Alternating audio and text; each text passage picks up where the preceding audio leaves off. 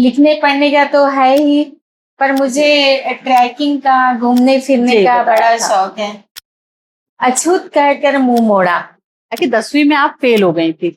जब लॉट में merit top किया और मुझे गोल्ड मेडल भी मिला। बहुत बढ़िया। वो बहुत जल्दी डिप्रेशन के शिकार हो जाते हैं। समस्याओं को अवसर में बदलते हैं। बिल्कुल। शादी ब्याह का तो कोई सोच भी नहीं सकते जी। स्टूडेंट मेरे से बड़े थे, फ्लर्ट करते थे। 3 दिन तक खाना नहीं खाई तो मैं भी 3 दिन तक खाना नहीं खाई।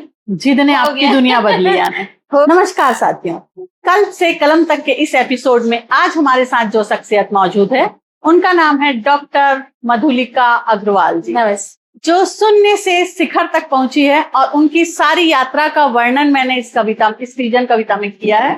तो आज वो कविता हम इन्हीं के मुंह से सुनेंगे। तो स्वागत है मधुलिका जी आपका। Thank you. बहुत बहुत आभार, आपने मुझे बुलाया। मैं डॉक्टर मधुलिका अग्रवाल, प्रिंसिपल हूँ गवर्नमेंट नवीन कॉलेज गुड़ियारी में, और मुझको 42 साल हो गए इस जॉब में। लिखने पढ़ने का तो है ही, पर मुझे ट्रैकिंग का, घूमने फिरने का बड़ा शौक है।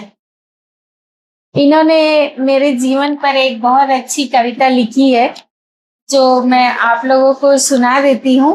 ये मेरे पूरे जीवन की कहानी है एक तरह से। इन्होंने लिखा है छोटी सी पुरानी बातें। हालांकि ये छोटी सी नहीं है, बहुत बड़ी बात है। मेरे पूरे जिंदगी की कहानी है तो बहुत बड़ी बात है मेरे लिए। छोटी सी थी वो बातें, पर उम्र भर का बोझ बन गई। एक नजर, एक ताने, एक चुप्पी, सपनों की राह में कांटे बन गई। 11 महीने की नन्ही कली, माँ की गोद में आया भाई। 11 महीने की नन्ही कली, माँ की गोद में आया भाई। दादी की ममता, आंचल की छां, वहीं से जीवन ने राह दिखाई। आरंग की पावन माटी में हंसता खेलता बचपन, पढ़ने की लगन आंखों में थी, पर लाड़ ने जगाया भ्रम। 10वीं में जब ठोकर लगी, डांट बनी दीप शिखा। वही शब्द बने पहचान, मैट्रिक में मेरिट लिखी गई कथा। दादा दादी के सपनों के संग मैंने भी अपना सपना पाल लिया। डॉक्टर बनूंगी ठान लिया, पर हर द्वार ने मुंह मोड़ लिया। ना कॉलेज पसंद की, ना पसंद की राह, उसी बीच देह पर उभरा दाग। सफेदी ने छीना आत्मबल, टूट गई मन की हर एक आग। दर्पण से नजरें चुराने लगी, खुद से खुद को दूर किया। समाज की ठंडी हंसी ने आत्मा तक को घायल किया। पिता का हाथ थाम शहर आई। पिता का हाथ थाम शहर आई, पढ़ाई को फिर से जोड़ा। अपनों ने ही ठुकराया जब, अछूत कहकर मुंह मोड़ा। लौटी अपनी माटी में, फिर से अपनी जगह चली गई। हिम्मत ने थामा हाथ, पूरी की पढ़ाई स्वर्ण मिला। मेहनत बनी मेरी बात, नौकरी की तैयारी में जुटी। प्रोफेसर बन दूर गई, रिश्तों ने फिर बेड़ियां डाली। दादी अनशन पर बैठ गई, पर जिद थी सच्ची, रास्ता साफ हुआ। पिता संग आगे बढ़ चली, छोटे गांव की अनजान बाला। सपनों की देवी लांग चली, सागर सेठ का मिला सहारा। पहला घर बना आधार, एक कदम आगे बढ़ाया जैसे ही, तरक्की ने खोले द्वार द्वार। तूफान आए, संकट आए, हार मुझे रास ना आई। सीख लिया सुख छीना नहीं जाता, सुख मेहनत से कमाया जाता है भाई। फिर समाज ने शादी की रट लगाई। अदब में रिश्ता जोड़ा भी गया, पर वहीं सुख का लुटेरा निकल दुख का साया जीवन में घोला गया। टूटी नहीं लौट आई घर, टूटी नहीं लौट आई घर, नौकरी फिर से अपनाई, माता पिता का साथ मिला, यही मेरी सबसे बड़ी कमाई। अब छोटी सी पुरानी बातें बस याद बनकर रह गई, मैं खुद के साथ खुश हूँ यारो, बाकी दुनिया पीछे रह गई। Thank you. बहुत सुंदर। बहुत अच्छा जीवन परिचय दिया है, मेरी जिंदगी की कहानी है। जैसा कि आपने पढ़ा और दर्शकों को पता तो चल ही गया होगा आपकी पूरी कहानी, है ना। मैं आपसे जानना चाहूंगी, जैसा कि आपने एक जगह बताया कि 10वीं में आप फेल हो गई थी, जी जी जी। फेल होने के बाद तो जब आजकल जैसे अपन देखते हैं बच्चे डिप्रेशन में चले जाते हैं, यहाँ तक कि सुसाइड भी कर लेते हैं, इतना प्रेशर बन जाता है। इस बारे में आप क्या कहना चाहेंगे कि आपने खुद को कैसे मोटिवेट किया, कैसे आगे बढ़ी, और एक पल ऐसा आया कि आप मैरिड में भी आई, तो इसके बारे में थोड़ा बताइए। एक्चुअली क्या है, मैं चूंकि बचपन से ही दादा दादी ने मुझे पाल पोस कर बड़ा किया जी। चूंकि मेरा भाई हो गया था, तो अब 2 बच्चों को संभालना मेरे माँ के लिए संभव नहीं था, तो उन्होंने मुझे आरंग, एक छोटा सा गांव है जो मोरध्वज की राजधानी है, नगरी है, और बहुत फेमस है वो, वहां उन्होंने मुझे पाल पोस कर बड़ा किया। एक छोटा सा गांव है, वहां मैं बहुत लाड़ प्यार से मतलब पली बड़ी जी। तो पढ़ाई में ज्यादा ध्यान नहीं था मेरा, और मैं 10th क्लास में फेल हो गई। तो मेरी जो उस समय हेड मिस्ट्रेस हुआ करते थे जी, तो उन्होंने मुझे बुलाकर बहुत डांटा कि तुम्हारी जिंदगी तो पूरी खराब हो जाएगी, तुमको कोई पूछेगा नहीं। और तो मुझे समझ में आया कि वाकई मेरी तो जिंदगी खराब हो जाएगी। फिर मैंने खूब पढ़ाई किया, उसको मैंने अदरवाइज नहीं लिया, और बहुत अच्छे से पढ़ाई की। और मैट्रिक में, उस समय मैट्रिक हुआ करता था जो आजकल 12th होता है जी, तो मैंने मेरिट, पूरे ब्लॉक में मेरिट टॉप किया और मुझे गोल्ड मेडल भी मिला। बहुत बढ़िया। और इस तरह से आगे बढ़ी। बहुत सुंदर। अच्छा, ये तो हुई आपकी पढ़ाई की बात जी। आप पढ़ाई में जैसे देखिए, इतने लोगों की बातें सुनकर भी आपने पढ़ाई की, है ना। पढ़ाई करने के बाद एक टाइम पे आपको ये जो दाग हो गया था, आपने बताया था मुझे जी, इसको लेकर के बाद मुझको ये सफेद दाग हुआ, लिकोडर्मा जी। उसके बाद तो मैं लाइफ का एकदम यू टर्न हो गया। मुझे इतना ज्यादा मैं मैच्योर हो गई, मुझे समझ में आ गया कि अब तो समाज में तो कोई इज्जत मिलनी है नहीं जी, है ना। शादी ब्याह का तो कोई सोच भी नहीं सकते जी, तो अपना जीवन यापन करने के लिए कुछ ना कुछ तो करना पड़ेगा जी, है ना। तो मैं उसी समय से सीरियस हो गई और मैंने सोच लिया कि अब तो जॉब ही करना पड़ेगा। तो जॉब करना है, तो उस हिसाब से मैंने पढ़ाई की, सब जगह टॉप किया। फिर मेरी इच्छा थी, आरंग तो बहुत छोटी जगह है, तो वहाँ कॉलेज वाले ढंग से था नहीं, और मुझे डॉक्टर बनने की बड़ी इच्छा थी कि मैं डॉक्टर बनूं करके। लेकिन वहाँ बीएससी के लिए वहाँ कन्या महाविद्यालय बोला जाता था जी, तो कन्या महाविद्यालय में साइंस सब्जेक्ट नहीं था। लड़कों के स्कूल में, बॉयज स्कूल में था, लेकिन वहाँ लड़कियों को पढ़ना अलाउ नहीं था, इसलिए मेरी इच्छा मन में ही रह गई। और मैंने सिविक्स, ज्योग्राफी, उस समय पॉलिटिकल साइंस को सिविक्स बोला जाता था, तो सिविक्स, ज्योग्राफी और हिस्ट्री पढ़ा। उसके बाद लगा कि अब तो आर्ट्स ही पढ़ना पड़ेगा, आर्ट्स में उस समय कोई स्कोप नहीं हुआ करता था। फिर मैंने कॉलेज में हिम्मत करके मैंने अपने दादाजी को बोला, मैं तो आर्ट्स पढ़ूंगी ही नहीं, मुझे कॉमर्स लेना है।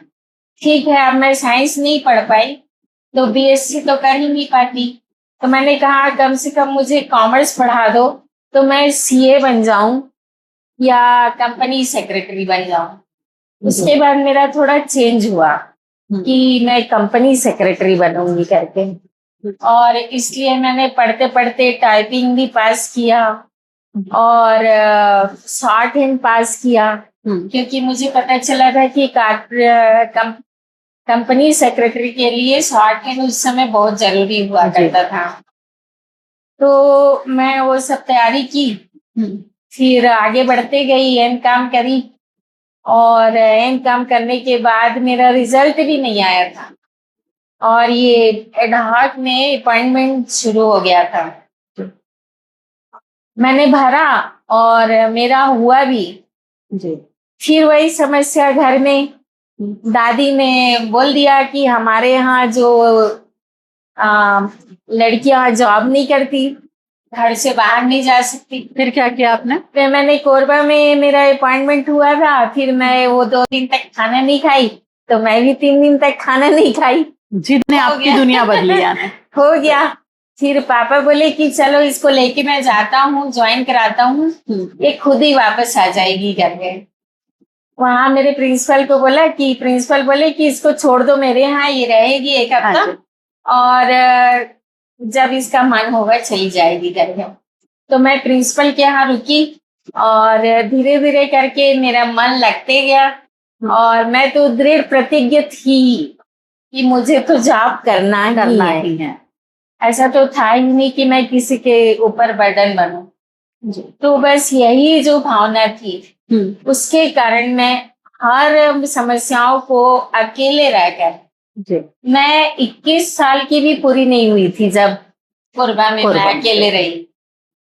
वहाँ आपको किन किन चुनौतियों का सामना करना पड़ा? बहुत सारी चुनौतियां थी। जैसे? मतलब स्टूडेंट मेरे से बड़े थे, फ्लर्ट करते थे, हम अकेले रहते थे, तो और भी जो हर लड़कियों की जो समस्या होती है, वो सारी समस्याएं आई अकेले। डर नहीं लगा आपको वहाँ? डर भी लगा। कैसे फिर आप खुद को मोटिवेट करती थी? बस यही एक कारण था, हम तो कॉमर्स में स्वॉट एनालिसिस पढ़ाते हैं, तो जो जितनी भी समस्याएं हैं उसको हम अवसर में चेंज करते हैं, समस्याओं को अवसर में बदलते हैं। बिल्कुल, है ना? तो मुझे लगता है कि हर किसी को जो भी समस्या आती है उसको अवसर में बदलना चाहिए, उससे कुछ न कुछ सीख लेना चाहिए। मैंने भी वही किया। मैं सफेद दाग के कारण समाज से तो ठुकराई हुई थी, परिवार से भी लगभग ठुकराई हुई थी, तो मुझे तो अपने लिए कुछ करना ही था। सो मैंने किया। खुद से प्यार करें, है ना? बिल्कुल। ये आपका यानी एक चैलेंजिंग वे में था कि मैं दुनिया को दिखाऊंगी, मैं समाज को दिखाऊंगी कि मैं भी कुछ बन सकती हूँ, लड़की भी कुछ बन सकती है, ऐसा नहीं है ना? तो आज वही समाज के लोग मुझे बुलाते हैं, मुझे सम्मान देते हैं। आज अगर आप डर के घर पे बैठ गई होती तो आज यहाँ नहीं खड़ी होती। बिल्कुल, है ना? तो आप महिलाओं को क्या संदेश देना चाहेंगी, महिलाओं को और युवतियों को, जो आजकल जैसे आपने फेल होने वाला एक आपका था, तो आजकल ये समस्या भी बढ़ती जा रही है। हाँ, आजकल साइकोलॉजिकल मैं ये देखती हूँ कि जो बच्चे हैं, मेरे कॉलेज में भी बहुत सारे बच्चे हैं, वो बहुत जल्दी डिप्रेशन के शिकार हो जाते हैं। उनके ऊपर पेरेंट्स का इतना ज्यादा वो दबाव रहता है कि उनको फर्स्ट ही आना है, उनको जो वो चाहते हैं वो करना है, और यदि वो नहीं कर पाते तो फिर वो डिप्रेशन का शिकार हो जाते हैं। पेरेंट्स के लिए आप क्या मैसेज देना चाहेंगे? पेरेंट्स के लिए तो मैं ये मैसेज देना चाहती हूँ कि अपने बच्चों को, खासकर विशेष रूप से लड़कियों को, उतना ही सम्मान दे जितना लड़कों को। बहुत बढ़िया, बहुत, है ना? क्योंकि लड़कियां इस डिप्रेशन में रहती हैं कि भैया को तो ज्यादा प्यार मिल रहा है, मुझे तो कम मिल रहा है, तो उसके कारण वो थोड़ा डिप्रेशन में आ जाती हैं। लेकिन आप देखिए आजकल लड़कियां ही आगे बढ़ रही हैं, वो यही चैलेंजिंग परिस्थिति की वजह से कि उनको कुछ करके दिखाना है, तो वो भावना जो है उससे लड़कियां आगे बढ़ रही हैं और बढ़ना भी चाहिए। पेरेंट्स को भी उनको आगे बढ़ाने की कोशिश करनी चाहिए। और आपकी मैरिज लाइफ के बारे में आप कुछ बताना चाहेंगे? हाँ, मैंने मैरिज किया था। मेरे हस्बैंड हाई कोर्ट में एडवोकेट थे और बहुत अच्छा अनुभव तो नहीं था, इसलिए मैं समझ लो कि ज्यादा 1 साल ही मैंने मैरिज लाइफ को खींच पाई। और भगवान की भी इच्छा नहीं थी, शायद उनको हार्ट अटैक आया और उनकी डेथ हो गई। उसके बाद जिस दिन मेरा समझ लो कि मेरा कैडर चेंज होने वाला था, छत्तीसगढ़ से एमपी होने वाला था, उसी दिन मेरे हस्बैंड की डेथ हो गई। और ऊपर वाले का सहयोग था कि मैं छत्तीसगढ़ में अपने माँ बाप के पास रह पाई और सब कुछ ठीक चल रहा है। एक सवाल पूछना चाहूंगी मैं आपसे। जैसे कि आजकल शादियों में जो प्रॉब्लम आती है उसकी वजह से आजकल की बच्चियां शादी नहीं करना चाहती। हाँ। आपके हिसाब से ये कितना सही है? ये एक्चुअली हो क्या रहा है, बहुत ही चिंतनीय विषय है। जी जी। कि आप देख रहे होंगे कि बच्चे जो शादी नहीं करना चाह रहे हैं, चाहे वो लड़की हो या लड़का हो। क्यों? क्योंकि वो जिम्मेदारी लेना नहीं चाह रहे हैं। सभी के पास समय की कमी है। हर कोई ज्यादा से ज्यादा पैसा कमाना चाह रहा है। 30 साल तक तो करियर बनाना है कि चक्कर में रहते हैं। 30-35 तक तो वो करियर बनाने में ही निकल जाता है। उसके बाद वो ये डरते हैं कि चाहे लड़की हो या लड़का, कि हम लड़की की इच्छाएं पूरी कर पाएंगे कि नहीं कर पाएंगे। तो इसलिए वो क्या करते, पहले अपने आप को उतना बनाते हैं। लड़की ये सोचती है कि मैं जब जॉब में हूँ तो मुझे शादी की क्या जरूरत है ना। फिर वो मैं घर गृहस्थी संभाल भी पाऊंगी कि नहीं संभाल पाऊंगी। फिर दोनों के पास जब शादी हो जाती है तो दोनों के पास समय की कमी होती है। कई बार तो ऐसा होता है कि वो आपस में बात तक नहीं कर पाते। और प्राइवेट जॉब में तो बहुत थका देने वाला काम रहता है। हर किसी को सरकारी नौकरी तो मिल नहीं सकती। तो इस कारण से परिवार टूटते जा रहा है। बहुत अच्छा लगा मधुलिका जी, आप यहाँ आई, हमारे साथ वक्त बिताया। ये एक छोटा सा टोकन ऑफ लव हमारी तरफ से। Thank you. ये तो थी मधुलिका जी की यात्रा। अब कल हम फिर मिलेंगे एक नई विश्वास, नई आशा, नई उमंग के साथ। धन्यवाद।